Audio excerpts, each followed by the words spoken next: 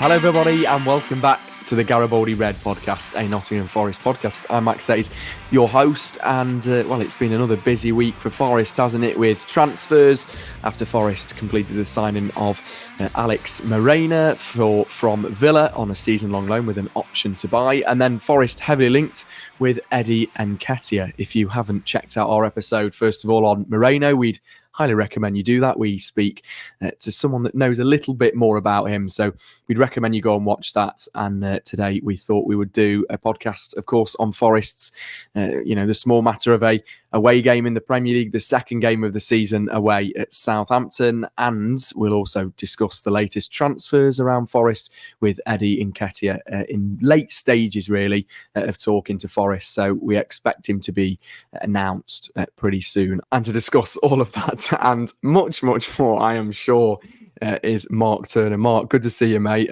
How are you? Your second podcast in a few. In fact, your third podcast in a few days. How are you, mate? Yeah, and that's just the ones I'm doing with you. I mean, you have no idea of the podcasts I have going on OnlyFriends, but that's a conversation for another day. We've had some feedback, Max, in regards to your background. Where has the brick gone? So I just want to assure our listeners and viewers that this is still Maxwell's house. Yes, yeah, it is. Oh, I see what you did there. Clever. I thought I'd change the brick up because I was sick and tired of the comments. And do you know what? Even my grandma said to me at the first Forest home game, she said, Max, she says, I'm really enjoying the podcast at the minute, but she says, I really don't like the brick background. So as soon as my grandma said it, I knew it was time to change. So here we are with the lovely white background with the Forest calendar. I think that's Anthony Elanga and Ryan Yates. I can't work out who the other player is, but it could be Joe Worrall, actually, which we'll get on to in a minute. In fact, let's start with Joe, actually, before we talk about anything else. He's expected to leave. He's in late stages talks with Burnley, which will be a great club for him in the Championship under Scott Parker, aiming to get back to the top flight. Just really, Mark, we talk about a lot about players like Ryan Yates and homegrown players, and Joe, despite maybe not just almost making that step up sometimes to the Premier League, shall we say, he's been a great servant. He's a top all-round bloke, and we'll always be grateful for him for being part of the Forest promotion squad, really. Yeah, I'm gutted, Max. Yeah. I'm gutted. I really am. I know I'm going to split the masses here. There are some that feel like Joe Worrall isn't fit for purpose in the Premier League. I know there's some consternation out there about, suspected leaks in regards to lineups and so forth, and whether or not that came from, Joe Worrall and all that. Just wild speculation. But setting all of that aside, I mean, what a servant to this club. What a spokesperson, even before becoming captain of Nottingham Forest, spoke his mind, gave his all, and clearly had the best interests of this team at heart. And I don't know that anyone celebrated harder than Joe Worrall, with perhaps a possible exception of Ryan Yates at Wembley, when we finally secured promotion back to the Premier League after 23 long years. So it's interesting in regards to his playing ability, Max. I actually think he held his own in the Premier League. Yes, there were a few occasions where he got caught out, but I think the same could be said of Murillo. I'm not suggesting Murillo isn't a better player than Joe Worrall. I think he's naturally more talented, but Murillo has his shortcomings, and we're very tolerant of that. We've talked about this before, Max. When people come through our academy and we chant they're one of our own, they're only one of our own until they make a mistake. And then they get a battering like nobody's business. And I feel like Joe Worrall has been subject to that a little bit. And if folks are doubting what I'm saying, this is a fella who stood up at Glasgow Rangers under Steven Gerrard.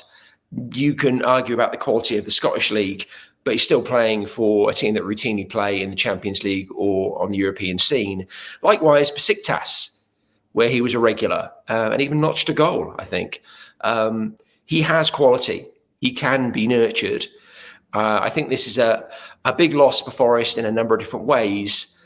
But the club will go on, and I'm sure, like you said, Joe will thrive at Burnley. So all the best to him. Thanks very much, Skipper. We appreciate you. Yeah, absolutely.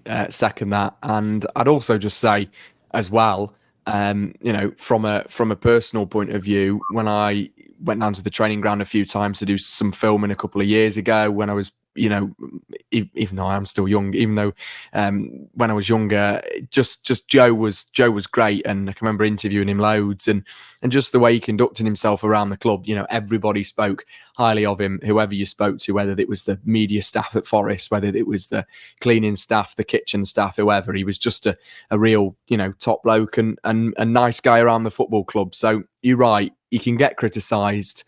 And to be fair, he did stand his own. I think he had a game when Forest got battered in the first season away at Manchester City. I can't remember by how many. It was 5 or 6, wasn't it?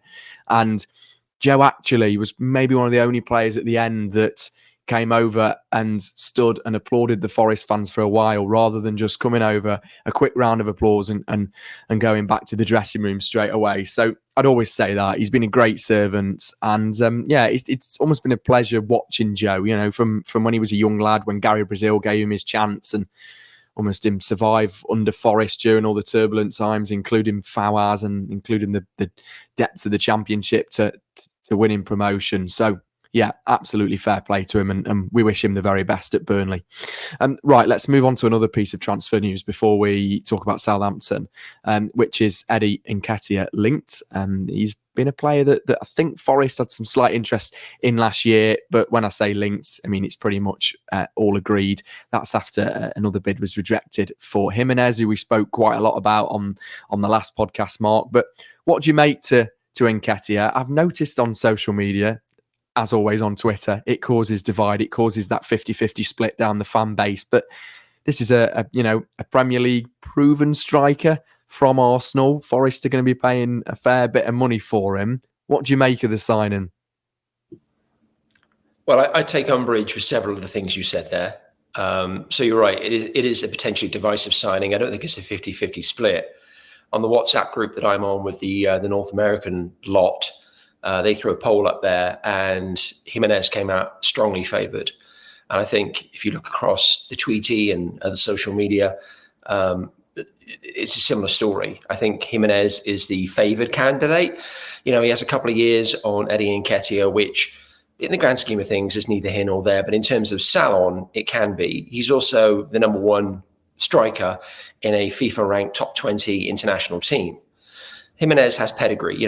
Obviously the Dutch league, as we talked about in the last episode, Max, is very different to the Premier League, but there's nothing to suggest that he couldn't adapt. When you say Nketiah is a Premier League proven striker, a few people have said that to me, and I've asked them to qualify that. What does that mean? It means that he's made a living in the Premier League for the last few seasons. Fair play. That's not an easy gig, but he's never proven himself in his role. And he's had opportunities. Arsenal have had a couple of instances since Nketiah has broken into the team where he's had a run of games. Everyone talks about, he's coming off the bench. That's not easy. His scoring record isn't the worst considering the circumstances. He's had stretches of games. And there's an English pub here in town that I frequent. And one of my best mates is an Arsenal fan. And so we'll go see Forest games together. We'll go see Arsenal games together. And, his position on Eddie is, we love Eddie. Great bloke. I kind of likened Anderson in the last pod to a overeager puppy. Eddie Nketiah fits that mold also, but there's just no end product or very little end product. And it's been frustrating for the Arsenal crew. And I think, unfortunately, it has the potential to be similarly so for Forest. That being said, I said on a previous pod, I'm not one of those crazies who, say a player's no good even before he pulls the shirt on or within 20 minutes of their debut. I'm obviously going to give the guy a fair crack. And I think there is daylight, Max, in the potential partnership that could develop between MG Dub, Cho, Elanga, and Nketiah. All lads around the similar age, got a lot of experience for their age in the Premier League. And if they can click, there's the potential for something special. On the surface, I don't see it. But again, let's give the guy a fair crack. Just going to throw it out there, Mark. Eddie Nketiah has never scored 10 goals in a Premier League season. Chris Wood scored 10 goals in a Premier League season for the last 5 years. Well, and it's a similar thing. Like Chris Wood, again, number one striker in an international team. Again, New Zealand aren't ranked in the top 20. I don't know where they are. They're probably in the top 60 or 70. But But yeah, a guy with great pedigree who's led the line for every team he's been in, who's not been a bit part player. Eddie Nketiah has very much been a bit part player. Doesn't mean he can't step up. I just mentioned Elanga. I just mentioned MGW. I just mentioned Cho. All of them are on the fringes of the teams they came from. And you'd say now they're jewels in our crown, in Forest's crown. Can Nketiah do the same?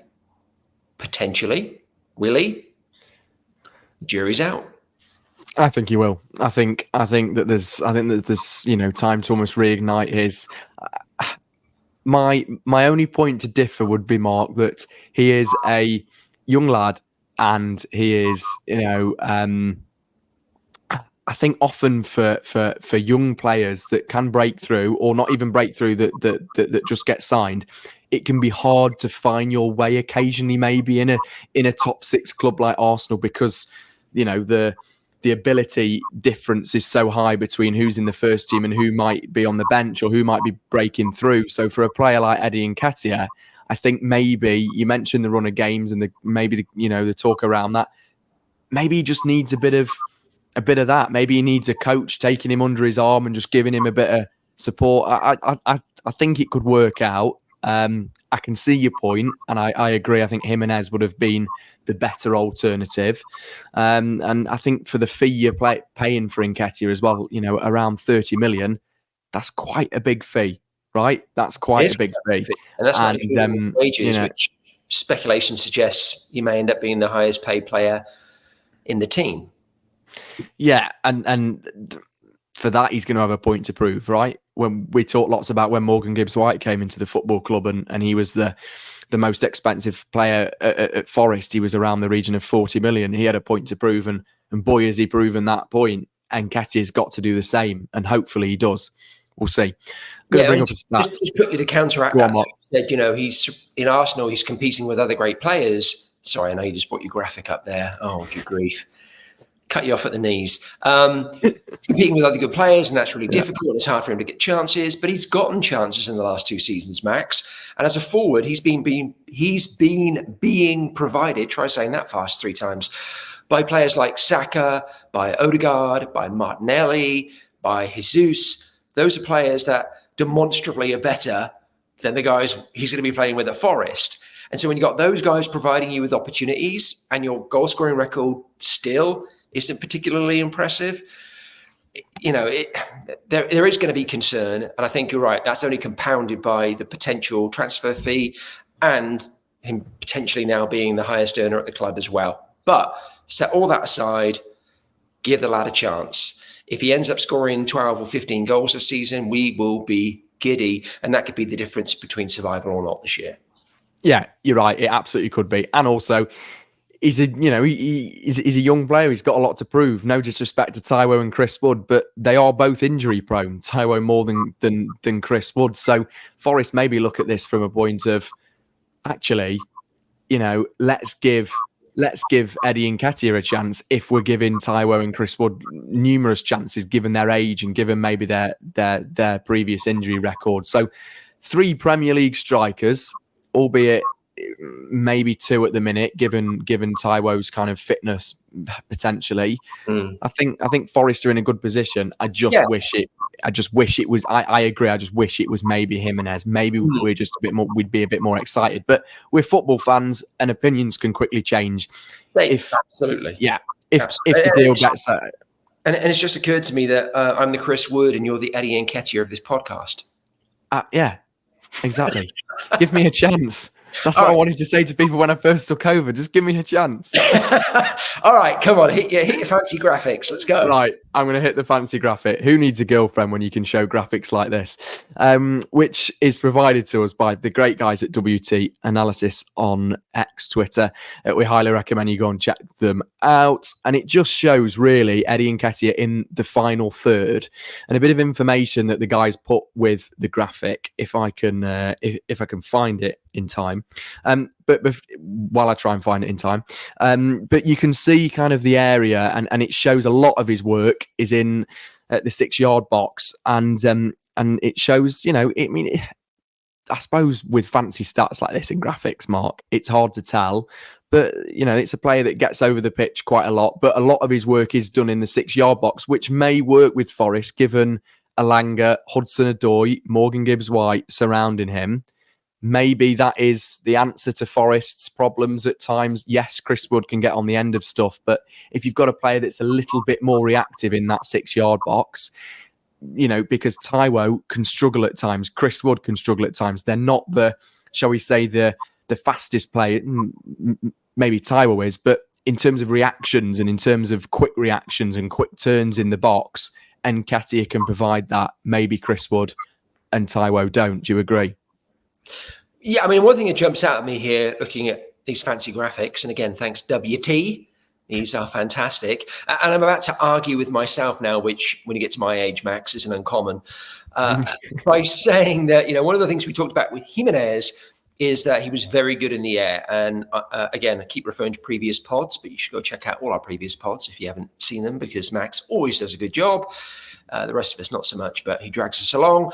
One of the things I mentioned regarding Jimenez was how strong he is in the air and how he would thrive on delivery, into the crosses into the box, which isn't really what we do. With the wingers we have, their tendency is not to get to the byline, it's to cut inside, it's to try and thread the eye of the needle or get a shot off themselves. And Nketiah is definitely more of a fox in the box. He's there to pick up scraps. And so even though I just said, our attacking line isn't the quality of Arsenal's attacking line, there are a lot of similarities in terms of how we build to goal.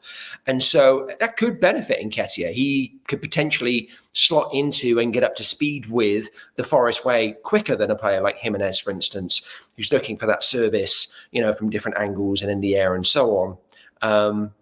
So yeah, those graphics seem to stand that up. So actually, in the space of about 60 seconds, you've given me more hope. So thanks for sharing that. Yeah, a few more bits of information on him. The guys at WT Analysis do almost these player cards when a player signs, and Nketiah scored 14 league goals in just over 3,000 minutes in the last 3 seasons. You talk about his goals, but it's a strike rate of 0.41 goals per 90, so it isn't fantastic looking at that. However, on his little card that they've done, they kind of mark him a B for defending, a B for possession. In terms of creativity, they have him as a D and attacking as a C. So it's all a bit over the place. In terms of his strengths, though, accurate passes into the final third were up there, including his fouls won per 90. Accurate short and medium passes were one of the highest in the Premier League for a young striker. However, weaknesses was more accurate, progressive passes and ultimately scoring goals and creativity, which we've just mentioned. He gets kind of a bad mark for, if you like. But that's just a bit of stats and information. And it is difficult because you can bring the statistics, you can bring the fancy information surrounding a player, Mark, but we won't know what he's like until he puts the Garibaldi red shirt on. I have hope. I genuinely have hope, and I think he'll do well. I just hope that Forest aren't in a situation in a couple of weeks where we've got 3 strikers and none of them are scoring goals, because that would be real. Well, let me ask you this. So there's been some speculation online, and when you look at our age profile, Forest seem to buy low 20s, right? We're buying players that are sort of 21 through 24, generally speaking. You mentioned, obviously, Chris Wood's a little long in the tooth, though he still does a great job. Taiwo, however, as much as we love him, is just constantly broken, like a packet of hobnobs, as we've talked about before. Love the guy to bits, lots and lots of strong characteristics to his game and potential, but he's 27. So do you think there's still potential for the club to bring in Nketiah and also during this transfer window, potentially Jimenez as well, assuming we have a bid accepted and Taiwo goes out the door before the transfer window closes, or can't go out the door before a window closes, but you know what I mean? Yeah, I get what you mean. I mean, that would be 60 million, right, on 2 strikers. Yeah, but what would we recoup on Taiwo? Maybe 20? I think we'd be lucky to get 20, 15, 13 maybe. I think given his injury record. Could be 60. Yeah, if it's Chelsea, yeah. or if it's Newcastle paying 25 million for Vlachodimos. No disrespect to those players, of course. But yeah, I mean, I can't see Forest bringing in Jimenez. I'd be really surprised. I mean, there was lots of talks that Forest were almost putting, shall we say, leaking some stuff to the media surrounding Nketiah in order to get Jimenez, which is quite a clever tactic. I don't think that's the case. I really don't think that is. And obviously, Fabrizio Romano, the king of football transfers, that's who me and Mark aspire to be every single day.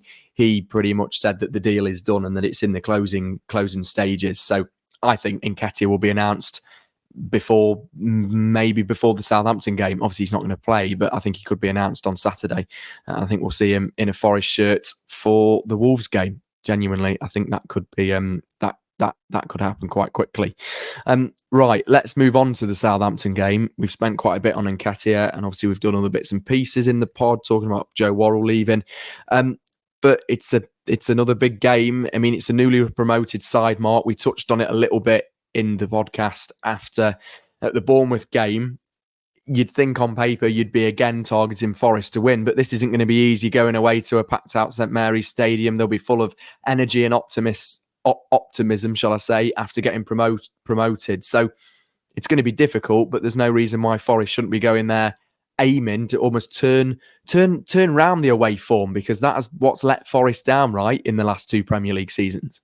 Yeah, but I'm right in saying this, right? Southampton is one of the few places we've picked up points on the road. Yeah, right? We've won. Yeah, we won once when the season that they got relegated. We won away 1-0. Absolutely. So that's a great omen to begin with. I don't think we have anything to fear from Southampton. I mean, they look decent against Newcastle, but then, Newcastle were playing a man down for, what was it, an hour? And they still were able to get the win. Now, again, Southampton were on the road. We know that St James's Park isn't the easiest place to go to. We started our latest Premier League crusade at St James's Park, and it's a difficult place. It's a difficult place to even get a point. So I'm not knocking Southampton for that, but nevertheless, they were numerically better off on the field for a good chunk of that match and still not able to come away with anything. And I think when you look at I'm just looking at their squad here. Obviously, you've got Ben Brereton Diaz, who's becoming the most reviled man, I think, not only in Nottingham, but perhaps across the country after his antics in that game against Newcastle. I'm really struggling with Ben Brereton as well, because I used to wish him all the best, and then he went to play for Sheffield United, and now he's thrown himself to the floor for Southampton. Interesting individual. But, I mean, their squad reads like an island of misfit toys. I mean, you've got Adam Lallana in there, you've got Kyle Walker-Peters, you've got Joe Aribo. I mean, this literally is where players' careers go to die.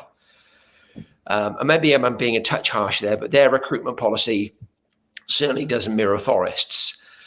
We know as Forest fans that if we fall in love with it, we know not to fall in love with a player too deeply, because chances are we bought them at 21, 22, 23 years old. They're going to be shipped out for more money within a couple of years. At least that's the plan.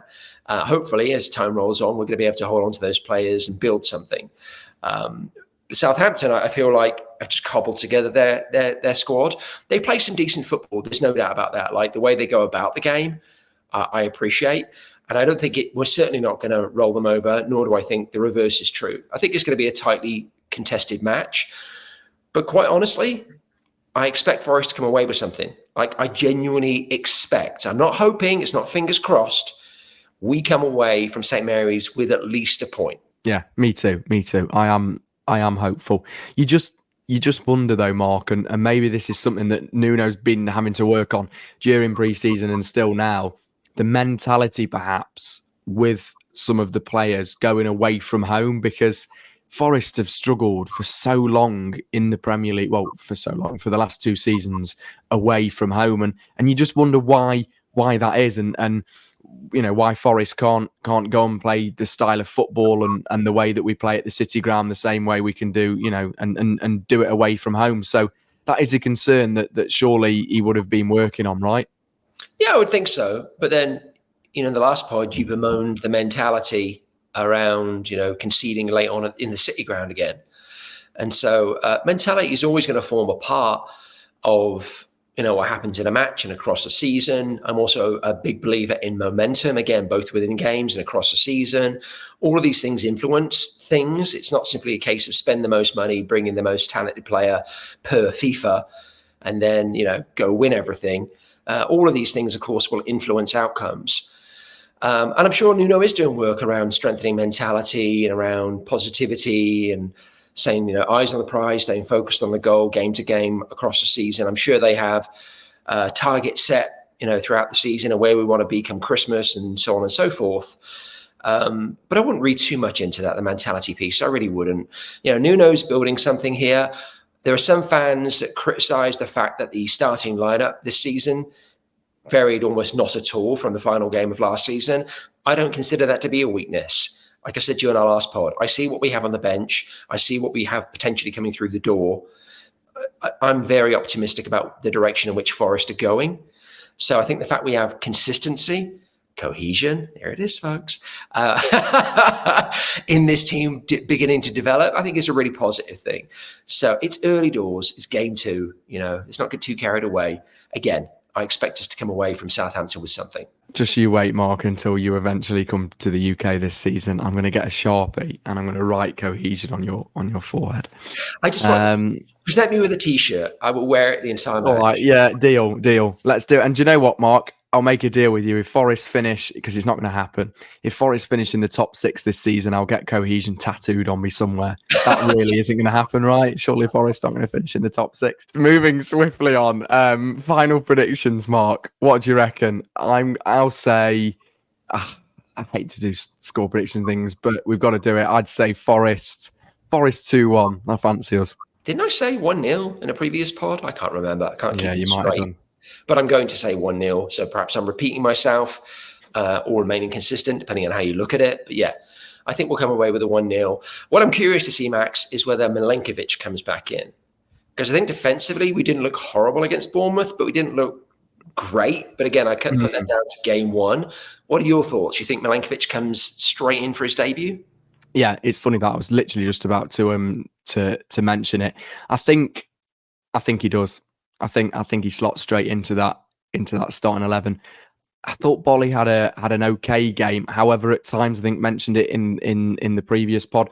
I think he ought to calm down a little bit. He made some rash decisions at time, and his decision making was all a bit over the place, and there was kind of skewered passes everywhere. And I just thought, come on, Bolly, you're a Premier League centre back. Calm it down a little bit. And he was all over the place, talking about overexcited puppies. I felt like Bolly was a bit like that on, against Bournemouth. So I think Milenkovic slots straight back in. I think Nuno knows that is the partnership to build on. And I think that will be the partnership. We're looking at cohesion, but the cohesion in the defensive line, I think it's going to be Milenkovic and Murillo. It's obviously going to be interesting since the new additions, especially with Moreno. So let's see there what happens and how Forest set up. So I think that will be the main partnership. I think him and Murillo are gonna be the main two, and I think they're going to lead that defensive line for Forest. Do you agree? Now that you just give us the alliteration around the M's, I'm thinking that might be why Forest are being heavily linked with Montiel. Perhaps we want an entire line of Murillo, Montiel, Milenkovic, and Moreno. Yeah, and Matt Sells if you include the first. Oh, look at that! It's beautiful, thing of beauty. I think Milenkovic will come straight back in. I think Bolly will be a bit part player this year, or as I speculated pre-season, he could form part of a back 3 when the occasion calls for it. Moreno is an interesting one. I don't know whether he'll slot straight in. I think based on ability, there's no reason he couldn't. I just don't know if that's a change Nuno's going to make this weekend, although there was some suggestion that maybe Aina and Williams, both of them were struggling a little bit after the opening game against Bournemouth. So if either are carrying knocks, then Moreno would be a fantastic debutant. Quality player, good in the air, great left foot, gets up and down, wow. So not only a good defensive player, but offers something to the offense as well. So yeah, it'll be interesting to see, but I think Milenkovic in for sure. I'd be disappointed if not.